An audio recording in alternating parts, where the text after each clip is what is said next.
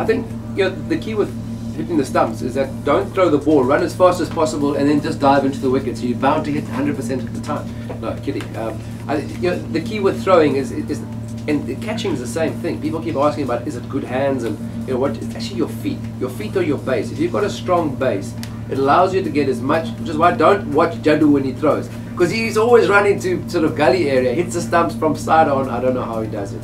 But technically, what you want to be doing is almost seeing yourself as an archer.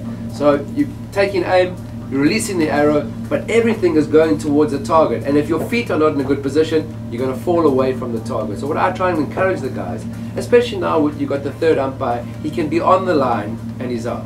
So you've actually got a bit more time than you think. So the quick release, when you think of Jadu's run out against Shoaib Malik, I mean, he was not even in the screen, not even halfway. So he could have taken his time, but that's the way he throws it. That's how he backs himself and hits it more often than not. But if you want to get into a strong position, the feet are the key. Give yourself a good base, aim at the target, take time, even if it's a fraction of a second, to aim at something on that one stump.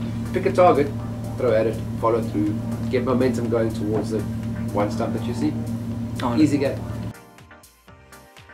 Well, what was going through my mind at that stage was, oh dear, Inzamam's coming back faster than I thought. How do I get to the stumps as quickly as possible? And the last 2 meters was literally diving through the air. And what was going through my mind was that we needed a wicket.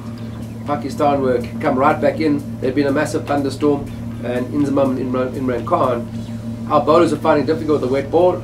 We were getting taken to the cleaners, and we needed a wicket desperately.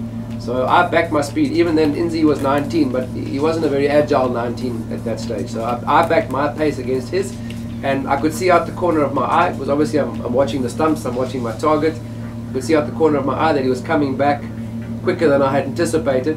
So I'd never practiced it before. I hadn't have thought that I'm going to dive into the wicket. It just seemed like the logical conclusion to nearly a bad mistake.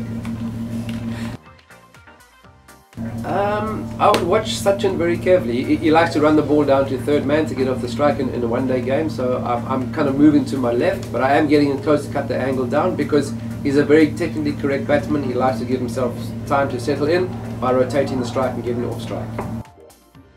Brian Lara, I am expecting a cut shot that's going to come like a tracer bullet, whether it's ball one or after his 50.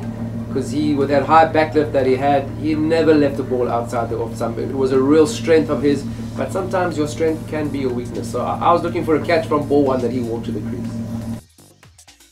Gilchrist, I'm saying thank goodness he doesn't hit it through the offside. He just goes to the leg. So I'm asking someone to throw it back. So I'm quite happy. It's a safe zone. Backward point for Gilly never came to me.